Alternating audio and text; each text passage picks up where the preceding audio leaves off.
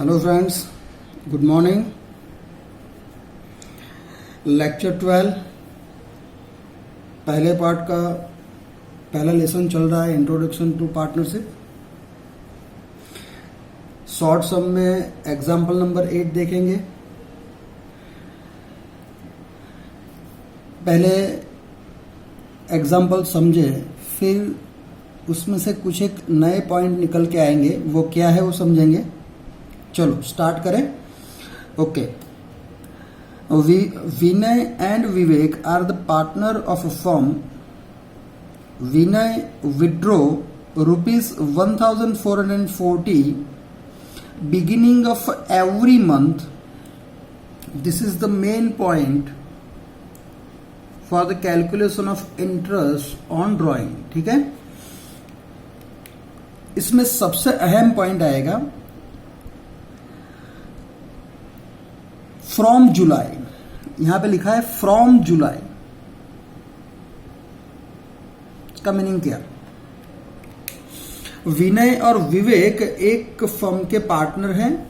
विनय ने हर महीने की शुरुआत में ₹1440 का विड्रॉ किया है। एवरी मंथ यहां पे लिखा है।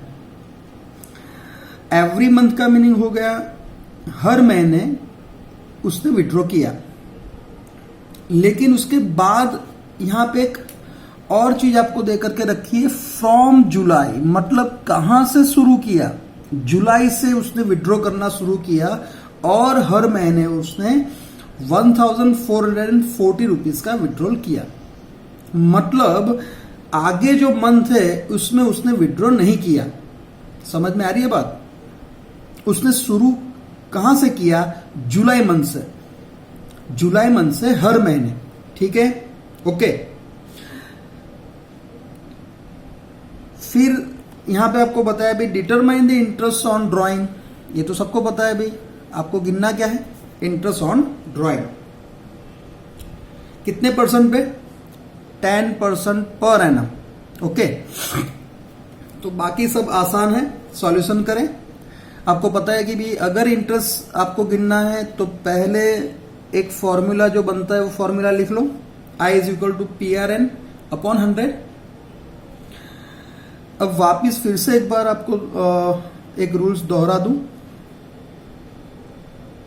प्रिंसिपल अमाउंट, जब भी आपको रूल्स वाली बात एग्जाम्पल में दिखे, every month, at the end of month, beginning of every month, 15 date of every month, है ना, ऐसा कुछ भी दिखे तो आपको रूल्स अप्लाई करना है। और जब भी आप रूल्स अप्लाई करके सम गिनोगे तब पी का मीनिंग हम क्या करेंगे, हर बार मैं आपको सिखाता हूं, आइडेंटिकल अमाउंट से।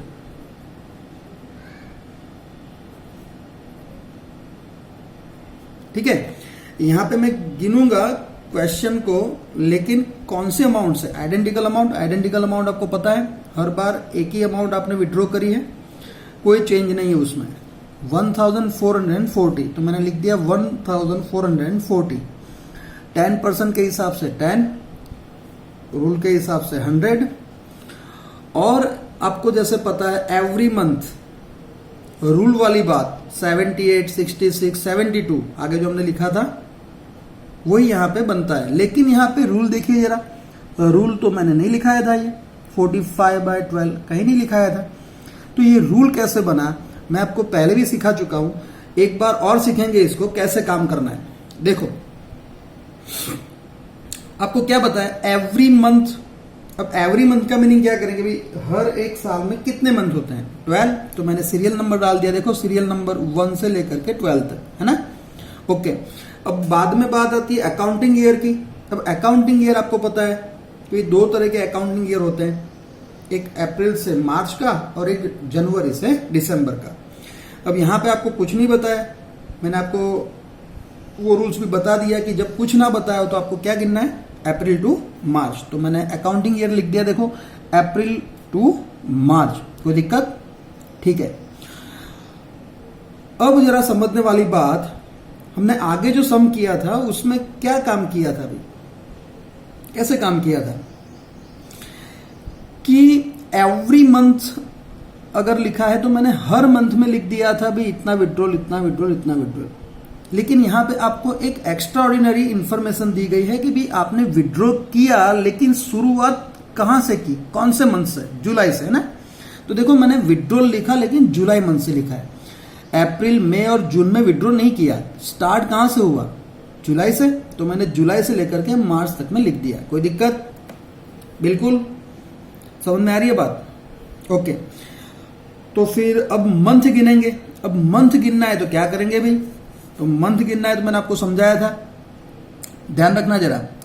कहां से शुरू किया उसने, तो भी जुलाई मंथ से शुरू किया।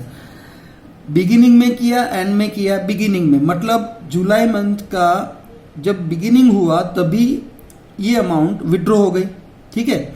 अब जुलाई मंथ में जो विड्रॉ किया उस पे आप कितने महीने का इंटरेस्ट चार्ज करोगे, तो मैंने आपको बताया था अगर कोई इंफॉर्मेशन नहीं है तो आपको इंटरेस्ट कब चार्ज करना रहता है, eight the end of year, मतलब मार्च में। तो जुलाई में उसने विड्रॉ किया और मार्च में वो क्या करेगा, इंटरेस्ट पे करेगा। तो कितने महीने का इंटरेस्ट बनेगा ये आपको समझना पड़ेगा, ठीक है ना। तो जुलाई महीने का इंटरेस्ट गिना जाएगा कि नहीं, गिना जाएगा। क्यों, क्योंकि बिगिनिंग ऑफ मंथ है। तो स्टार्ट कीजिए, 1 2 3 4 5 6 7 8 9, है ना। तो मैं यहाँ पे लिख दूंगा 9 मंथ का इंटरेस्ट यहाँ पे चार्ज होगा। फिर यहाँ पे 8 7 6 5 4 3 2 1, कोई दिक्कत नहीं। ओके, तो इसका जरा कैलकुलेशन करो कितना बनेगा, 45। तो हमारा रूल्स क्या बनेगा फिर, 45/12। ओके स्टूडेंट, आई होप आपको सारा पॉइंट अच्छे से पता हो, चल पड़ा होगा, ठीक है। तो इस लेक्चर को यहां पर हम स्टॉप करते हैं और आगे देखेंगे अगले लेक्चर में। Thank you.